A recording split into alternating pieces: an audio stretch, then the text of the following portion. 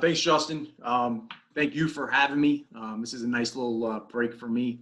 Rather than right now, we're doing a lot of recruiting work, a lot of creating our own video installs for our guys and for our coaches at Hampton. So this is a nice little break from the action. I'm going into my second season at Hampton University. I got to Hampton right before the season last year. As Coach mentioned, I came from Chuan University, but can't do without our head coach, Coach Prunty, great guy to work for. He's all about family.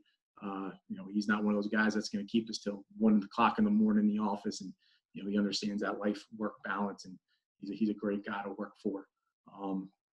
I'll probably talk some recruiting later on and stuff like that. But as Justin, was talking about, I've been recruiting his high school, Jack Britt, and one thing I can say about him is he's great at what he does with giving all the information on his guys and everything. So a little bit about me. I'm originally from New York, played at the University of Albany for a legend, Bob Ford.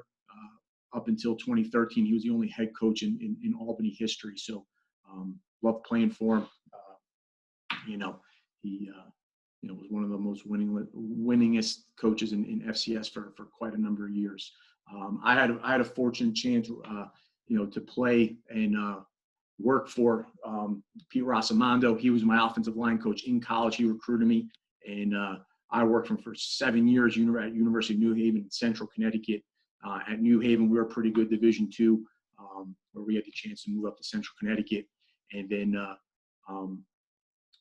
the last 2 years before I got to Hampton, I was at Chuan University under Coach Tim Place, we were pretty good on offense there. And working for Coach Place, he kind of let us do our own thing. I always say, it's always nice when you work for guys that kind of, let you lead your room, let you lead, your unit. Not that I was running the offense, but Mark Hall, who's currently the head coach at Chuan, he did a great job of running the offense. And you can kind of see in 2018, a lot of the film that we'll be watching today was a lot of the stuff we were doing at Chuan.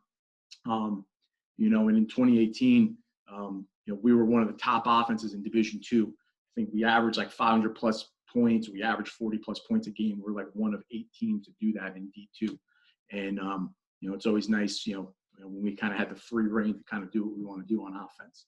So that's a little bit me. My email's down there. My Twitter's down there. If at some point later on you're like, Coach, can you go over things? My background, I'm an offensive line guy. It's been nice these last 2 years being at Hampton because coaching the tight ends, been able to jump into the pass game, which hasn't always been something that I had the title and experience of doing at previous places. So, it's been nice to do that.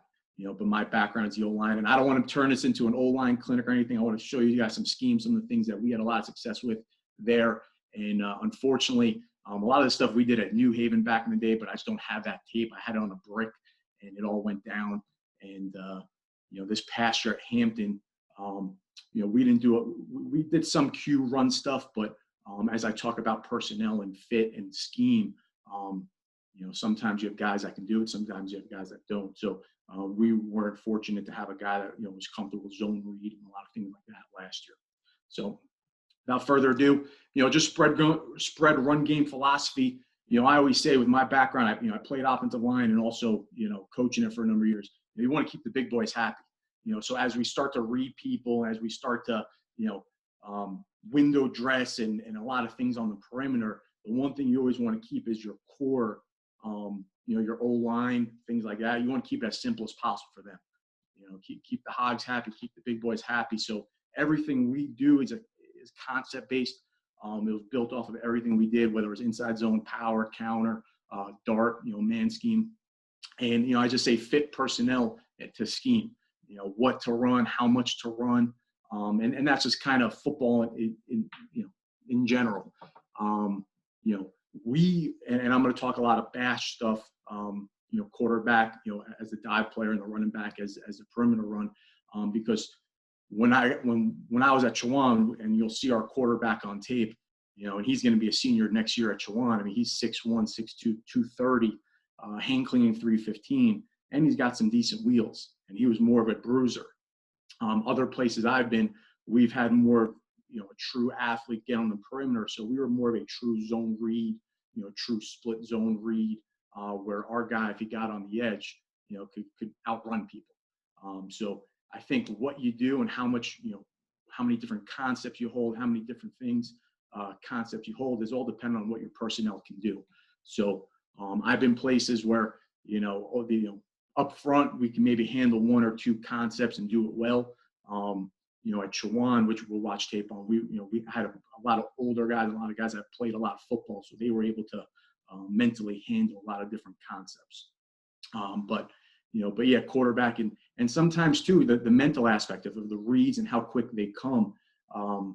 We've had some quarterbacks that in my 10 years of coaching that 4 or 5, 4 or 6 guys that could outrun people, but those quick reads weren't always great at and processing that and wanting to pull it. So it's all depending on what your quarterback can handle. And then I just said window dressing it. We'll multiple formation. I'm one of those guys that I'd rather run a lot of basic concepts out of multiple formations and motions to window dress it rather than running 50 different plays.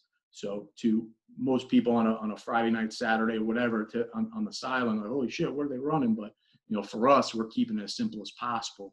And again, going back to up front, you want to keep things simple so the guys up front can roll off the football, be aggressive, and they don't have to think about it. And in any zone read and any type of read game, which we'll get into, you want to put the defense in conflict. It's all about numbers.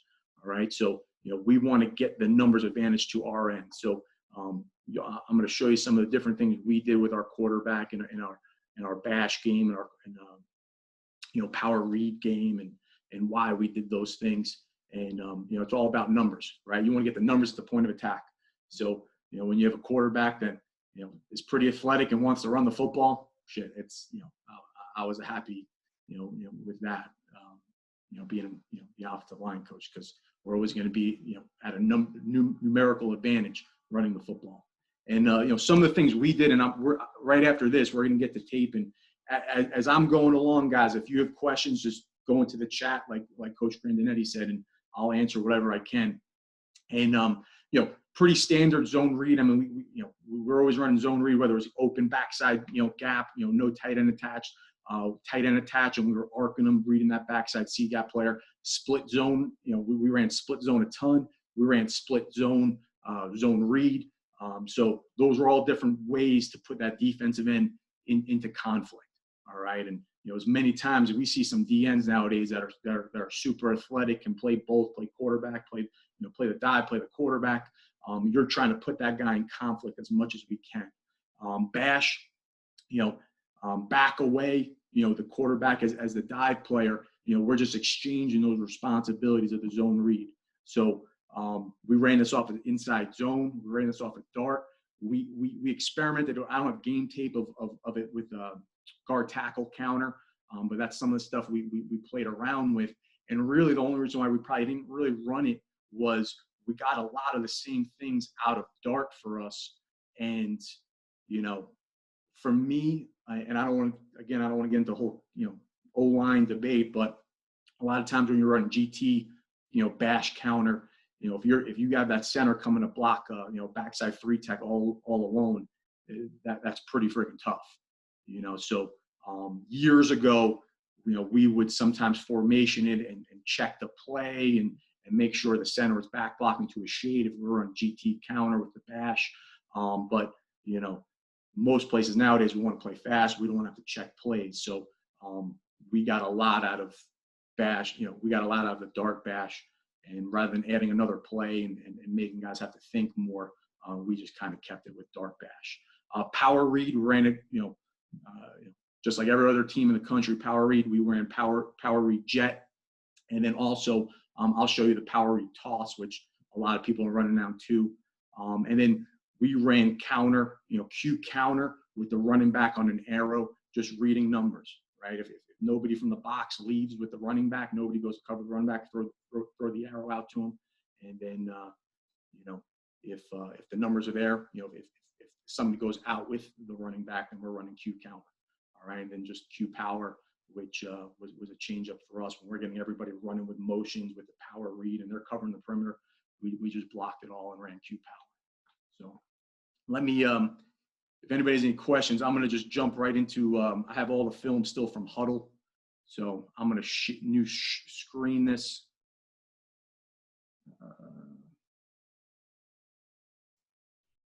How are we looking? You're good, Coach. We're good? Okay. Yes, sir. So shout out to my guys at Chowan, John Wheeler, Mark Hall, because when Coach Grandinetti contacted me, I don't have any of our Hampton film from last year on my drive. I don't have any of my other old, Central Connecticut or New Haven stuff. And, just because when I'm out in Charlotte right now, staying with my fiance. So when it came to work remotely, I just brought our current stuff from Hampton, where we're kind of changing systems. So shout out to those guys giving me Huddle access to talk ball today. But right now, this is going to be all of our bash stuff off of inside zone up front. All right. So, for the O-line, it's inside zone. All right. And, some teams, years ago when we were at New Haven, we would tweak that backside tackle, and he would always be blocking for the bash. But the one thing when I got to Chowan and with Mark Hall, we were just like, hey, we're going to keep things simple up front. We're not going to make people, think. So we just kept that backside tackle to, backside B gap. He was responsible for that weak side linebacker. So I know like Ohio State, some teams we used to run at Ohio State-esque where, if it's odd, that backside tackle will be arcing and things like that. We keep it very simple up front. All right. But general scheme. All right. So I think this is going to be zone left. All right. Tailback is the perimeter runner. Right. We're reading that backside DN. Quarterback is the dive. All right. For the receivers, for the perimeter blocking, this is, it's perimeter blocking bubble rules for them.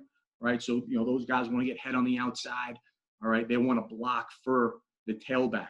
And we really just told that tailback, we ran a lot of stretch outside zone, pin pull. So we used to tell that tailback, he wants to circle the defense. He wants to get as far, horizontally before he turns up. All right. Because he wants to circle the defense. He wants to get to the edge if he can.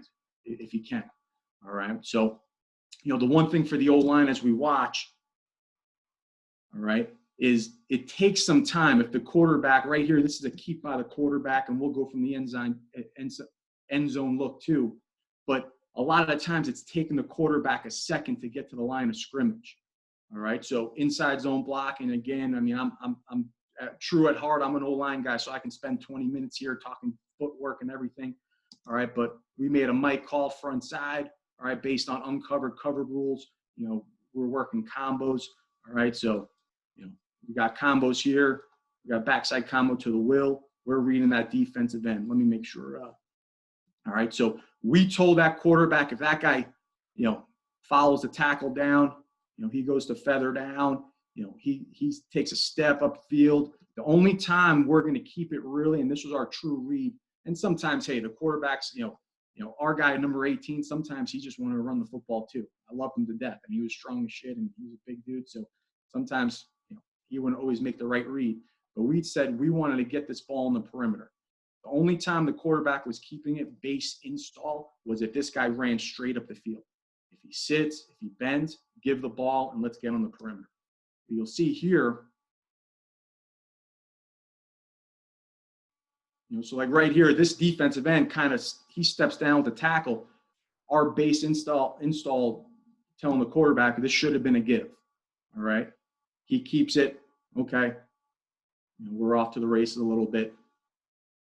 All right. And the one thing that's tough for the O-line, and I'm in the mindset of the way we worded things, and you can't see it, but the way we worded things was we told the O-line it was going to be bash. And the reason why I always wanted my guys to know that is it's a little bit the different action in the backfield. Those guys got to hold their block a lot longer than true inside zone with the running back coming downhill as a dive player. All right. So this thing is going to take a little bit longer for that quarterback to make the read and then get to the line of scrimmage. All right. The other thing I always wanted my guys to know, the reason why I was bash up front, is a lot of times the action of the running back is going to dictate the action of the linebackers. Because we saw so many teams that keyed the running back with their linebackers. So I always told guys, if we're double teaming here on the backside, we call that a 2, right? To hang on the double team, because most likely that will is going to follow the running back.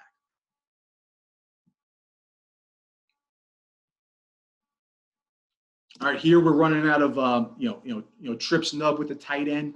All right, so inside zone to the left, okay, bash to the right.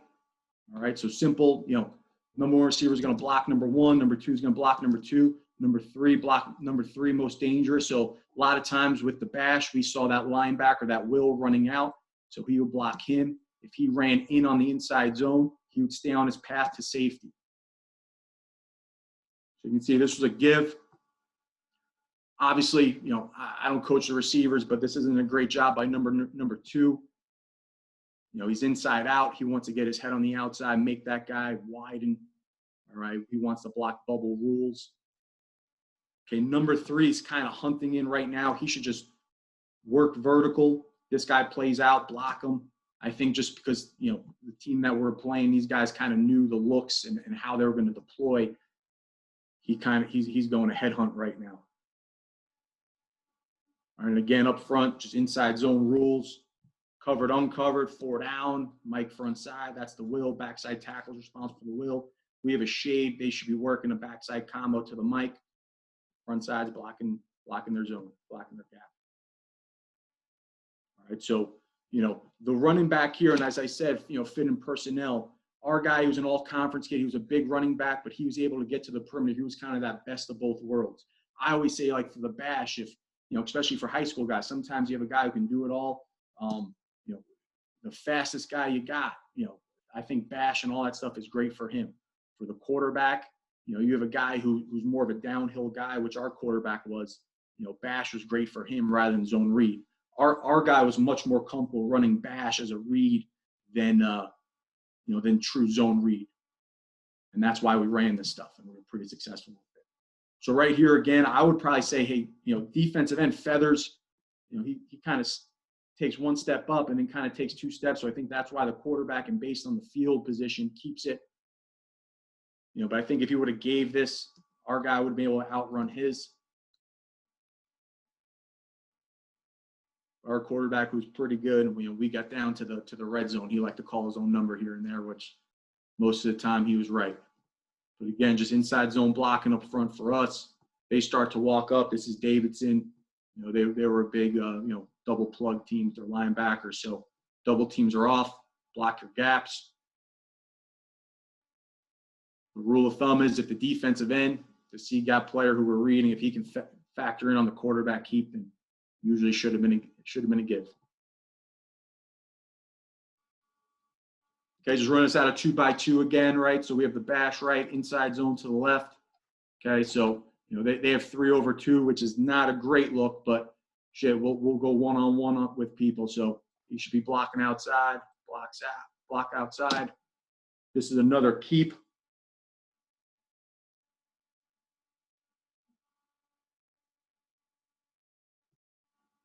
And you'll see up front, the center was a young kid. He's kind of chasing things.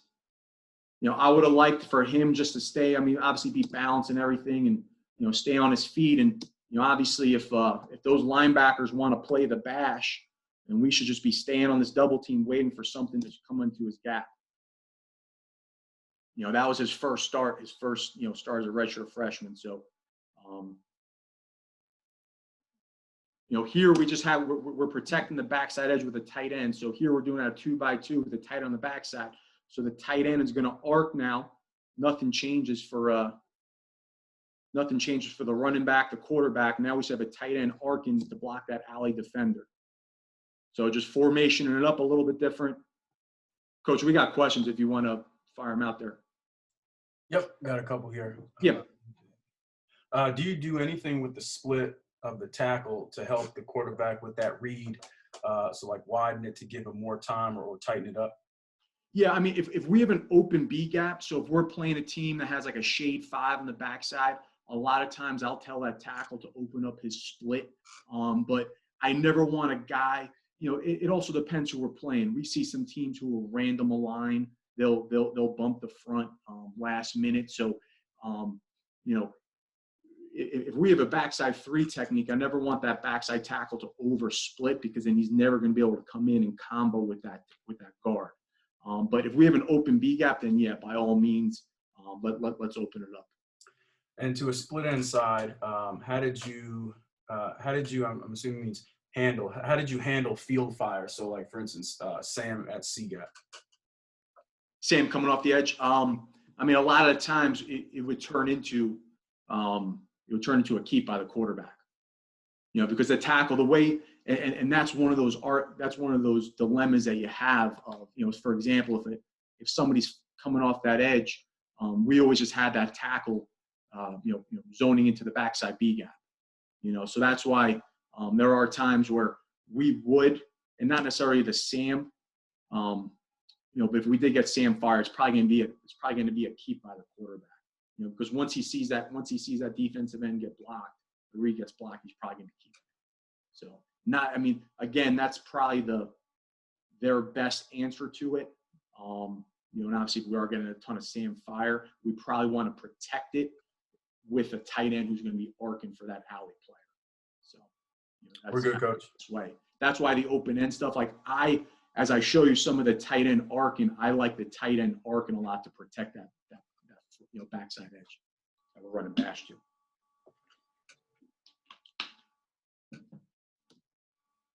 All right, but as you see right here, all right, so we're zoning right, bash to the left.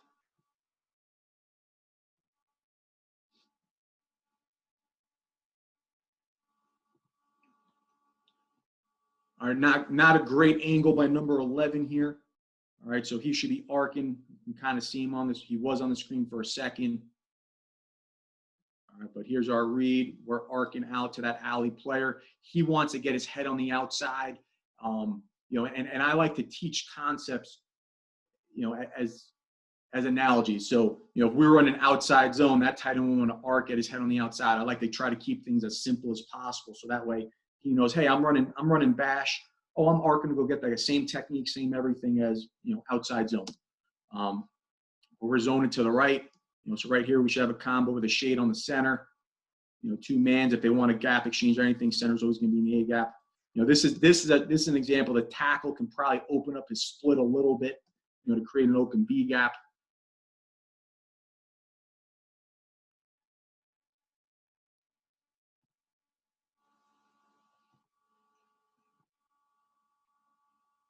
This is bash to the open end again. Not a great job by number 2 here. 2's got to go get 5. Be a little bit more physical. Don't get bubbled. And this ball should be able to get on the perimeter. Our running back should be able to outrun, the Mike in this picture. He's got to be able to, 7's got to be able to outrun 55.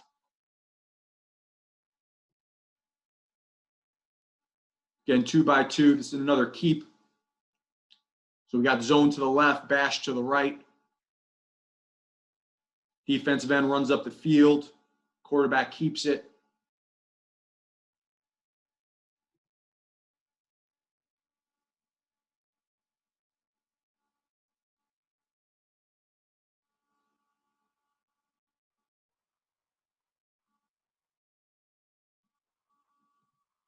All right, we'll watch.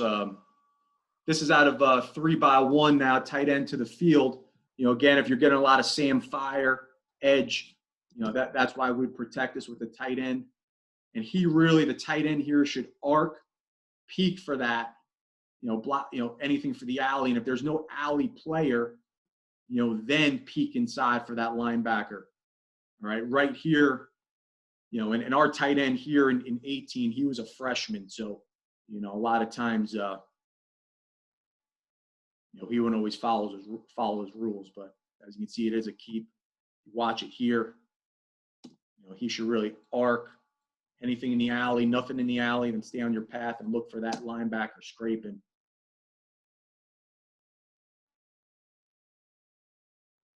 Okay, another one. Again, like defensive end comes tight to the tackle. Probably should be a give, but our guy was a pretty good player and he just wanted to try to take one to the house. which he got hawked. We'll watch one more of these, Coach, and then we'll go to some dart bash. Sounds good, Coach. All right, so again, just out of 3x1, tight end off. All right, so block 1, block 2. He's going to arc block 3. This is a better job of the tight end on his arc.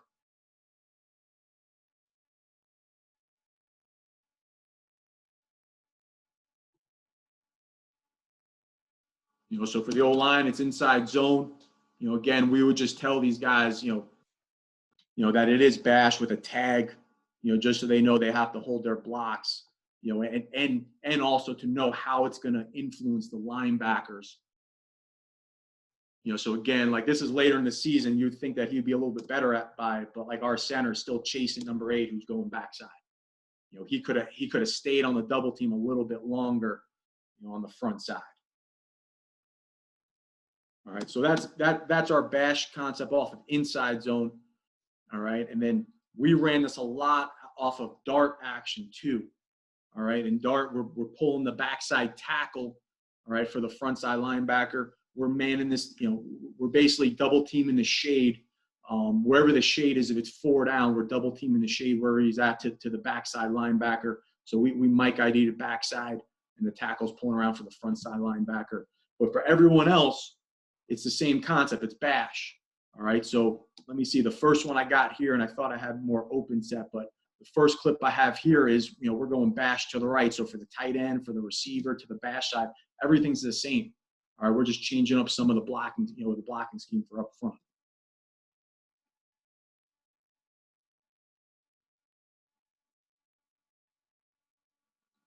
And you'll see, and everyone runs is different. And we really only ran dart with bash. So we weren't really a true, running back as the dive, quarterback, reading the backside C gap. We really kind of paired up bash with dart. All right, so we have dart coming to the left. We influence the defensive ends a lot of times. I would give the tackles the ability, whether he was wide or not, to show hands like a pass and then drive out. So if you see that play side tackle not necessarily, rolling off the football and mashing people, that's why. Influence this guy, influence him, get him up the field, then drive him out. So wherever the shade is, so we have the shade on the front side. These guys are working a combo. The backside linebacker, backside guard on the 3 technique is driving out on the 3. Sometimes he wasn't as physical as I wanted. He thought it was more of a cutoff, but you'll see it on tape. Tackles pulling around, finding the first whole front side for the play side linebacker.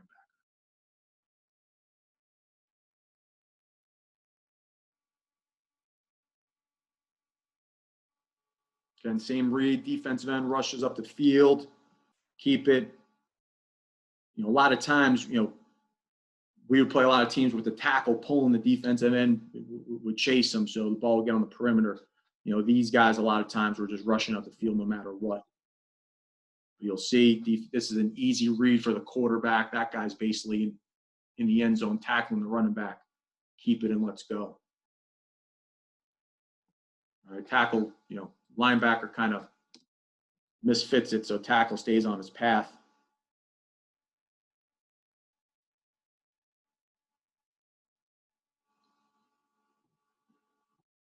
Okay, out of 3x1. All right, so this should be dart to the left. So we have our backside tackle pulling there. I'm pretty sure this is bare. So they're bared up right now. So we just go big on big. Obviously, besides the backside tackle who's pulling around for the mic. All right, and then we have bash to the right, to the field here.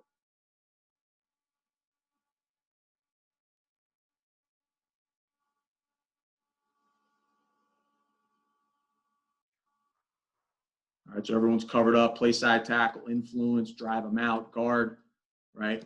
I didn't always tell this guy. I just told him, hey, you can't be wrong, right? If you got your head on the outside, inside, right, the tackle's going to follow. He's going to hit the first whole front side. So, a lot of times I would tell these guys, if we're playing if they jump into bear, usually this 3 technique is going to be a B gap player. So sometimes we would reach to influence and then snap them out to create space inside. All right, center, man up, get your head play side, backside guard, wall the backside 3 tech.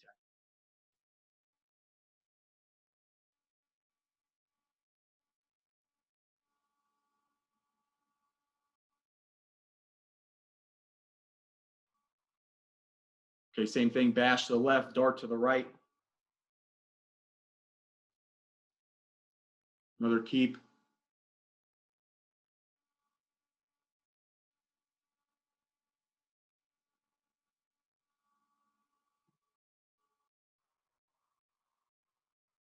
They're bared up again, so we're big on big.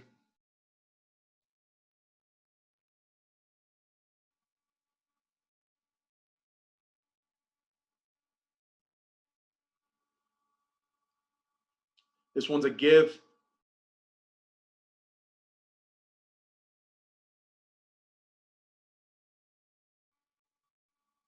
All right, so DN kind of steps down with the tackle pulling, give the ball to the running back. Running back's running perimeter run, circling the defense. So double team the shade. Right now, so right now they're in a zero mic right here. So really center is just, he's on number one. Guard's got to come cut off. Or I'm sorry. Yeah, no, sorry. They would be double teaming here, right? Tackle's pulling around, man.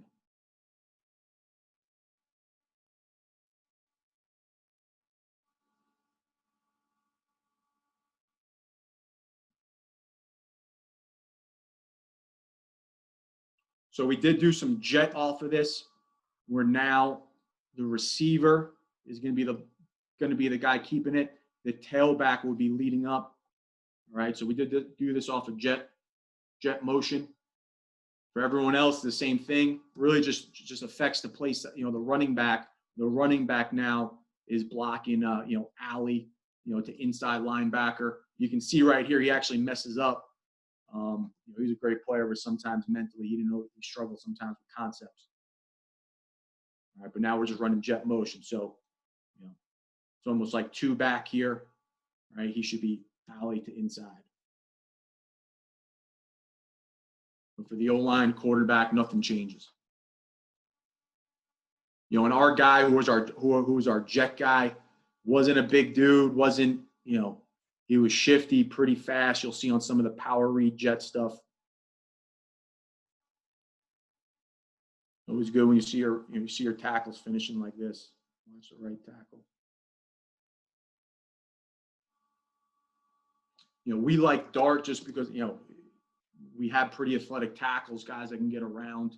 Right now we're playing around too, and we'll probably watch one more of some dart bash. But, I always say we had personnel, we had tackles that can get around and move in space, and we're pretty athletic. Some guys don't have that. Dart might not be a great option. I know some teams that run, spread power where, tackles are locked on, that backside guard's pulling around. So whoever your guys that are more athletic, you gotta fit your personnel to what you're running. And, that's why dart was pretty good for us. We had two tackles that were pretty darn good at it.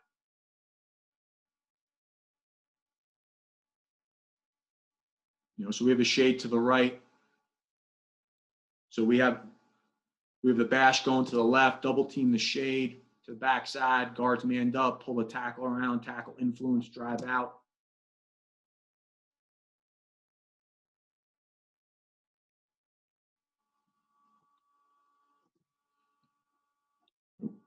All right, so that was some of the bash stuff that we ran. For some reason, and we didn't run a lot of jet stuff with inside zone. We ran a lot more jet off with dart. Again, the possibilities are endless with what you can do and what personnel and what formations and things like that. I don't want to say we did a good amount of stuff where we don't want to just trying to add so much and so much and so much. So we were pretty successful with that bash stuff with those two concepts. So that's what we ran a lot of times. Some of the other quarterback read game stuff we did. So we talked inside zone, we talked dart, and then sorry, question, Coach? Yep, one just came in. Yeah. Why jet off gap scheme instead of zone scheme? Well, dart to me is not necessarily gap scheme, but that was just how we did it. You can do jet off of inside zone. Again, just for some reason we didn't do it that year. We did that at other places. Inside zone up front with jet action. You'll see here, I mean, the way we ran power read jet, we ran, normal power read, but a lot of the times when we ran normal power read, we're say, if we're going power read, the tailback on the backside coming across, we saw so many DNs that were running at the mesh. So I'll show you some tape too of where we started to run, power toss read. And that was a way just to get the running back on the perimeter faster with everything else, the same mechanics. So, but I mean, you can do either or, you can run inside zone with jet bash. You can. I mean, we just didn't do that year. We didn't really have to, I guess you could say. We had so many other things to do, and so I don't know if that answered the question, but I think we're good, Coach. Yeah. So now we're going to our power read stuff, and we ran power read jet with the running back leading up and the tight end, and then we also ran power toss where tight end would arc, or if there was no tight end, we're just reading that play side C gap player, and the tailback is out on the perimeter, and we're still reading. It's still power read. We're just doing with a toss action. All right. So these are all going to be all power read with the jet. All right. And, we started to, towards the middle of the season, we had one word. So one word was for power read with the jet. One word was with power read. And then by week 5 or week 6, I can't remember what week it was, we stopped running regular, true old-fashioned power read and kind of converted to that power toss. So you'll see here, these are all power read jet. And our rules, right, if we had a tight end front side, he was alley, and then the tailback would seal the box.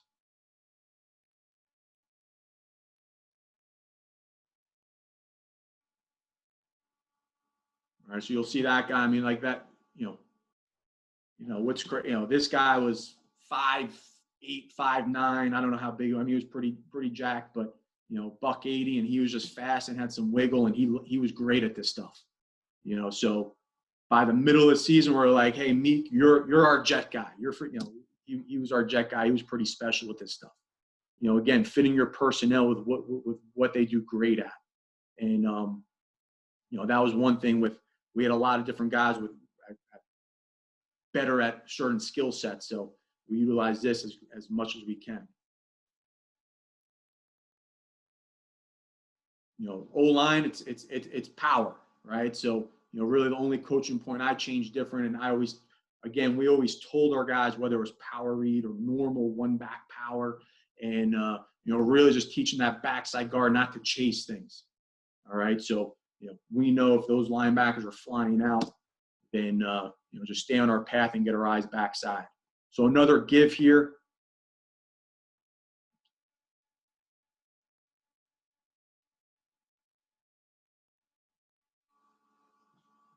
Again, sometimes, if there was no hard alley defender, he would seal the box. The running back would make him right.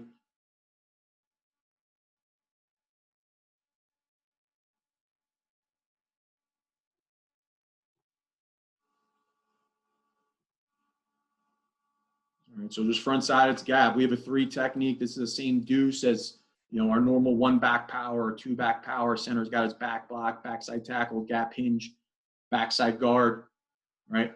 Hug the double team, get vertical. Some of our guys, you might see shuffle pull. Some of our guys, skip pull. I kind of put those tools in guys' toolboxes, and whatever they're comfortable with up front, I let them use.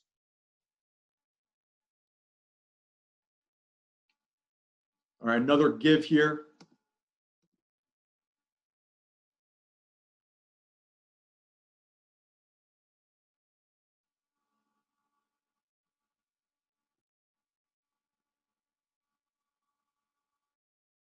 Okay, defensive end follows a tackle down, give the ball. Simple as that. Pretty standard stuff.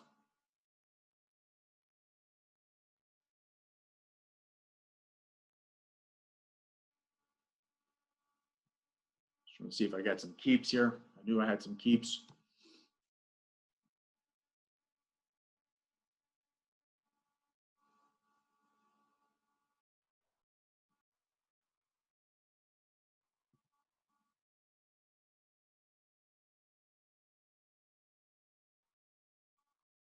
So I always told the offensive line too of block, because it's power, jet. A lot of times we're gonna get linebackers flying out. So, tackle, you're not always gonna be blocking, the backside linebacker. Just stay on your path if things are flying out and block the first thing that shows up. Because pictures change a lot of times when you're motioning. So that's why I always wanted my guys to know if it was power read. Okay, another give.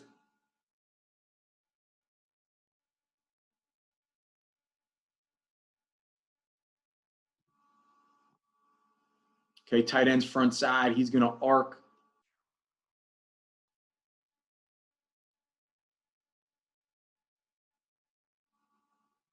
Okay, the end obviously plays down. We like our slot. He can outrun that thing.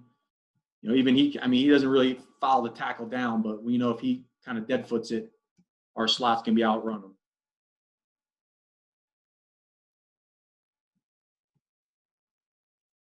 Okay, here's a keep. This is out of 2x2. Power read to the right.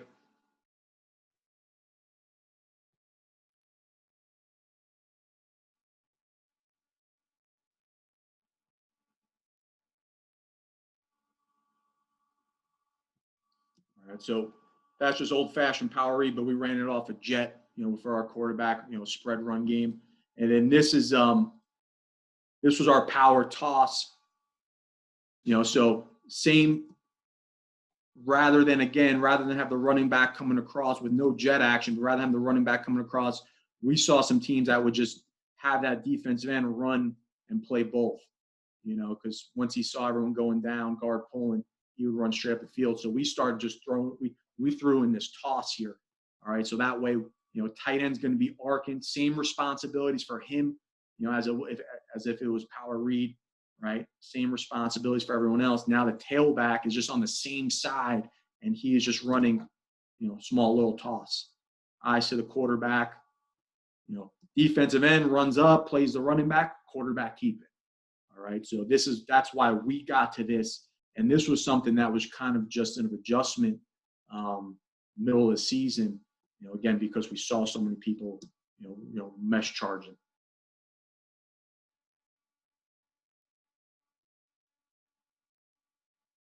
Beautiful thing for the O-line, it's gap scheme, power.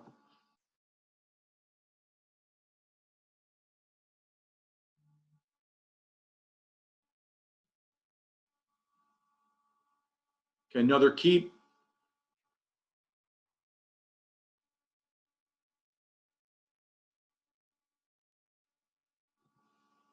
As you can tell, if you've been watching, for the whole clinic, if there are some times that was a little gray area, a lot of times our guy would keep it, which he was a pretty special kid. So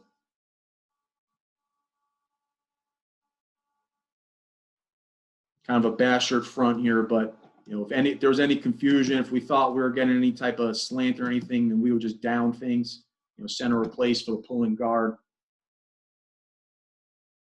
Good job by the right guard there of Justin.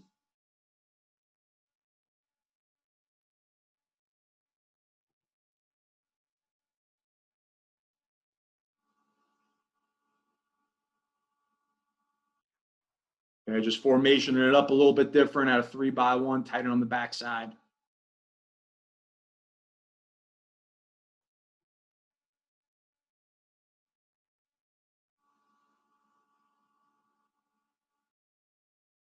The tackle right here, I think he's expecting, even though the defensive end is wide right now, I think he's expecting with this linebacker up on the ball that he's going to be slanting across his face.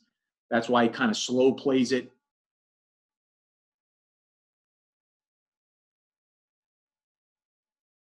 Our guys were pretty good of knowing defenses and alignments and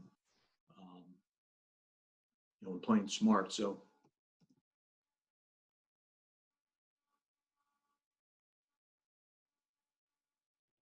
watch one from the wide. So right now, numbers aren't great for the outside, right? They got 3/2, but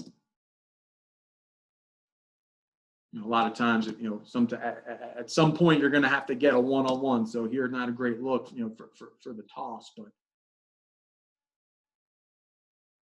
you always want to be in a numbers advantage. But right there, we weren't on the perimeter. We still got positive yardage. Defense then comes crashing, toss it out. Good job by the tight end there, number 11.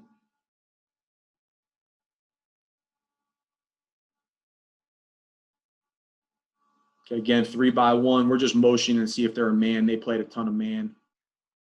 So now we're just getting numbers to the point of attack.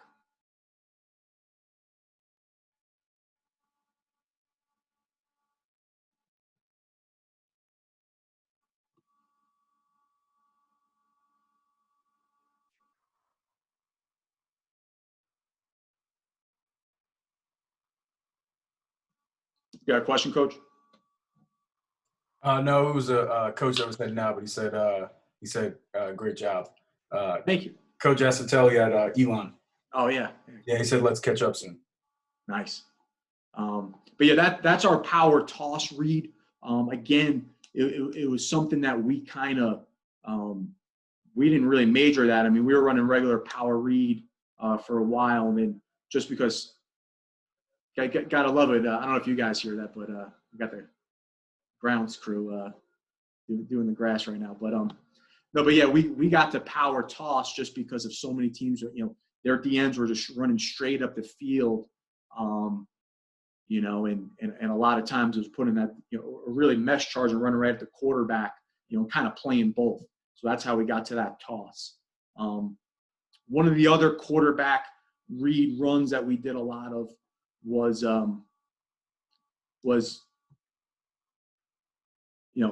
right now was, we were a lot of times motion to it or on the snap. So if it was on the snap, he'd usually be aligned to the call side. All right, or he'd be motioning to it, and it's just a numbers thing. So we married it up with Q counter. Again, counter was a scheme that we ran a lot of, so our guys were pretty good. Up front, tight end position, running counter. So it was nothing new to us. But now we were just running, with the tailback.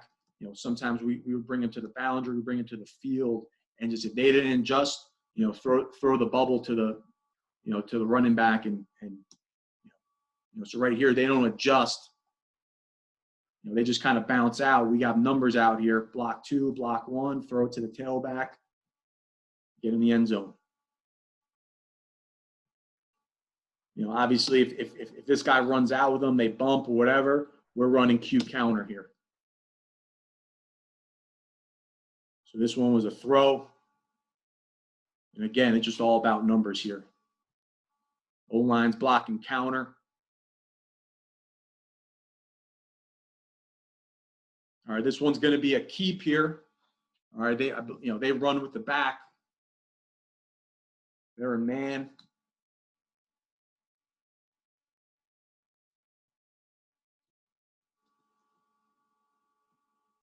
They're in like a 6-1 here, but just gap scheme, right? O-line, keep them happy, keep the hogs happy. Gap scheme, A gap, B gap, replace for the pulling guard. If we're down the goal line, we'll tighten down. We'll have the tackle, right? If he knows he can't get the center back, he'll just cut off the backside B gap defender. And, tight end is pulling around. He really has nobody here. He's got to get his eyes backside. Luckily, 31 and number 7 here are a little bit lazy on the backside. But he should be, I always say if pizza theory, if our guy gets eaten up or there's nobody, peek backside and take their guy.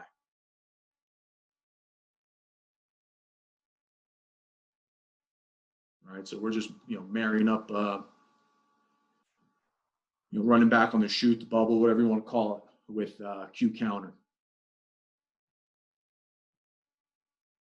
So we do it here, no motion, tailback's just going out right now on the snap. that alley defender in the boundary kind of plays the tailback, so quarterback keeps it.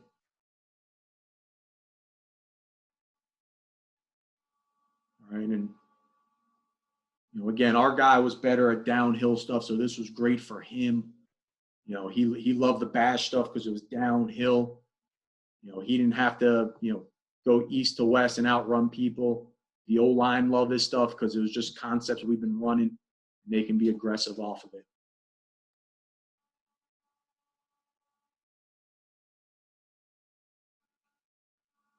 Another throw, another give. All right, they don't adjust to the back out of the backfield. Throw it. Not great blocking on the perimeter, but we get in.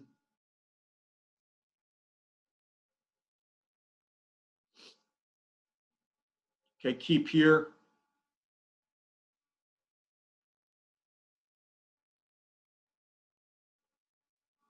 Okay, they play the tailback out of position, and tailback alignment. It's one thing is we change up a lot of our alignments of our back. So when we were running more true zone read, he was probably more 1-to-1, a little bit flatter maybe. So I know some people have asked us, like, when I was at Chuan, like, hey, can teams break you down and see, hey, tailbacks here? Like, our bash alignment was probably very similar to this. We ran a lot of 5-man pro stuff where the tailback was leaving. So there was a lot of different things that we ran out of our back sets. But again, this is just counter. If guys want me to dive into a lot of more upfront blocking and techniques and things like that, just let me know. But I don't want to turn this into John Lieble Cool Clinic on Cinco de Mayo.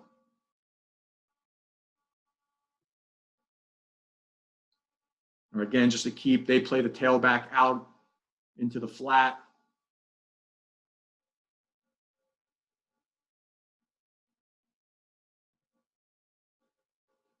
All right, and this was one that this game they just jumped into bear, and you can kind of see. I mean, this is want to say this is a scheme and everything, but when you got a guy that can do this stuff at 225, 230, and in Division II, it's someone's commented on that clip. No, I was just asked. Where's your teach progression for your tight ends? Well, for the tight ends, I mean, it's counter. So, we always want to tell the tight end he never wants to be so tight. And this guy he was pretty good. He doesn't want to be up the guard's butt, So a lot of times he was a freshman. At times earlier on, this is the last game of the season. A lot of times earlier on in the season, he was a fast kid, pretty athletic kid, and a lot of times he would be right up that guard. So the tight end wants to be able to read that guard's kick-out block. So if the guard has to lock the defensive end, the tight end wants to be able to adjust and get outside of him. If the guard's kicking out the C gap, the defensive end, tight end's got to be able to come up inside of him for that front side linebacker. So, at times, we've had guys where if they were really fast, I would have them jab backside and then start. And, I always wanted our guys to stay square, so we would utilize a lot of times a skip pull. So this guy's using the skip pull. Run our feet through contact, square it up, head on the inside.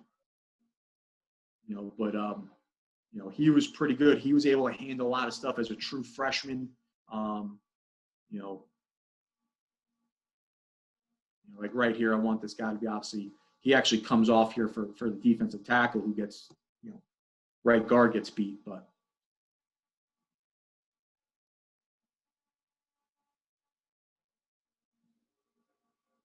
I think this is, that's the first clip. And then, nothing really fancy, with all the action, with all, the power read jet and and a lot of the motions and things and like that.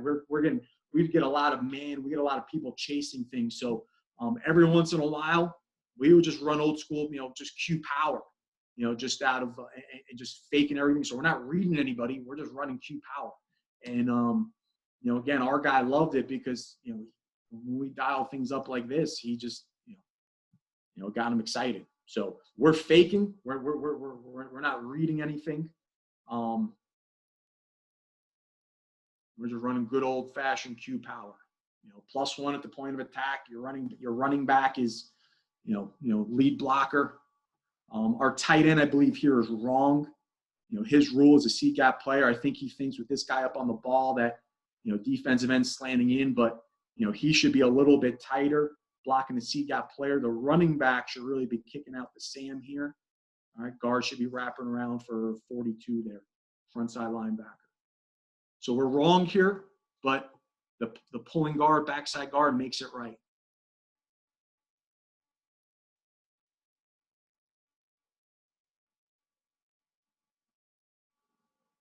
Okay, and we're faking the jet. They're rocking and rolling.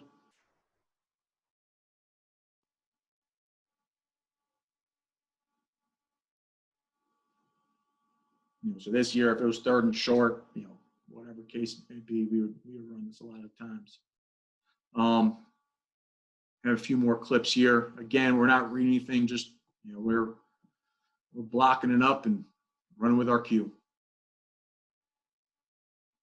So in this game, this was more of a halftime adjustment. We were running so much jet motion, whether it's dart or power read, that we ran this a few times.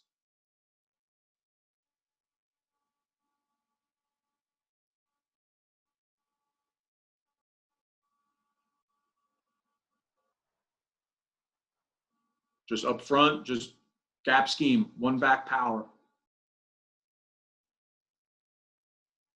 Or I shouldn't say, we have a running back leading, a lot of times leading up, so technically 2 back power. But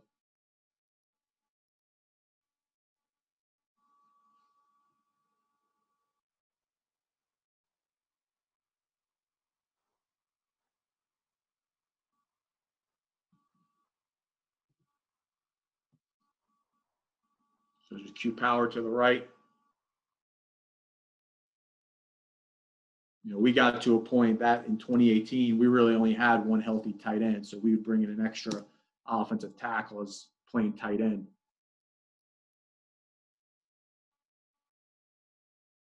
And so, but yeah, I mean, that's some of the stuff we did in 18.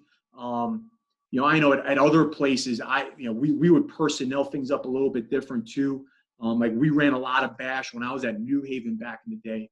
We would run bash out of like tight end wing, into the boundary. We did a lot of different things personnel wise. Just that year in 2018, we were at most as heavy as an 11 personnel. And then if we wanted to go bigger, we really had to bring in an extra lineman because, by the middle of the season, we only had one healthy tight end. But the one thing with all the zone, all the read game and stuff of, what I like about it, and again, we run regular zone read, split zone read. We run a lot of different things, but our quarterback, he struggled sometimes with true, double zone reading that C gap player. I think now it being 2020, every defensive end knows how to play true zone read, and unless you really have a true, guy, really a true athletic guy who can get on the edge. It's tough to outrun those guys and things like that. So the bash stuff was great for him. I mean, you can see him. He was a big bruiser, strong as hell, and he loved to run inside the tackle. So, again, it's fitting your personnel with what you do, So, for the bash guy, we used our main running back because he was kind of a good blend of, we ran downhill with him. We ran perimeter stuff with him. He can outrun people, but I always love, running that bash stuff with those quick little, fast guys because, they can secure the edge out on the perimeter. And there were a few clips I had on other stuff where, we're running bash and, obviously your running back has to outrun that Mike, that backside linebacker if you're running to the field. So, the last thing, you can't get tackled by the unblocked people. So, from the box. But I'll open it to whatever questions, Coach. And I mean, that's some of the stuff that we ran that we didn't major in all this stuff, but it was we obviously just lined up and ran the football. But this was a great compliment, and teams really had to prepare for our quarterback and this stuff. So it was a pretty good match. It was a pretty good little package stuff to minor in that a lot of teams had to prepare for. Absolutely. Appreciate that, Coach. Yeah, if anybody has any questions, feel free to drop it in the chat. And while anyone's doing that, Coach, do you want to just share your contact information, whether it's Twitter handle or your email? Yeah. Contact. Yeah, let me see if I can, because I had it on my first page, because I know some people probably joined late. Let me see how you share. Yep. My email is my first my first name, my full government name, jonathan.lieble@hamptonu.edu, and my Twitter is @Coach Lieble, and right now, Hampton University, we're an FCS program. We're playing in the Big South Conference. We're right in the top. We're the 757. So we pretty much cast a 4-hour net. That's where we're on recruiting, on-site recruiting. If it was a normal period, I'd probably be stopping by Jack Britt High School in the 910 and on the bout. We'll always recruit further than that. Obviously with relationships, me being a Northeast guy, our offensive line coach being a Northeast guy. So we have people all over the place. So we're always recruiting further than that. And, so if as I'm talking recruiting, if anybody, did you touch that, Coach? No. How'd that open? But yeah, if you have any guys, shoot me, you can always shoot me an email or send me a Twitter message if you have guys that you think can play at our level. And, I always say we're recruiting, our head coach, Coach Prunty, he's a former high school coach, prep school coach at Hargrave Military Academy. So he's all about relationships. He's all about building things. So we're not one of those staffs that's just going to, hey, I love the kids' tape. I love the tight ends tape and I'm going to offer them. And, no, like we want to build relationships. We always want to contact the high school coaches, we want to cross our T's and dot our I's on guys, and we want to do our homework. So, if I always tell, as I started to talk to some high school coaches in my area, I always say, hey, like, if you go on Twitter and look up Hampton University offer right now, there's maybe 1 or 2 guys that we really built that relationship, and we've done our homework on guys. So, I want to say we're kind of more old school approach to it. Absolutely. No, I appreciate that, Coach, and obviously appreciate all the coaches who came in and tuned in this afternoon. Obviously, you have Coach's contact information there, so definitely feel free to reach out to him in regards to this run game, O-line play, obviously recruiting stuff. So, it's another resource for you guys to use, and another connection to be made. So, I definitely urge you guys to do that. And of course, Coach, man, appreciate you jumping on and spending some time with us this afternoon and giving us a great presentation, man. Yeah, appreciate it. Absolutely.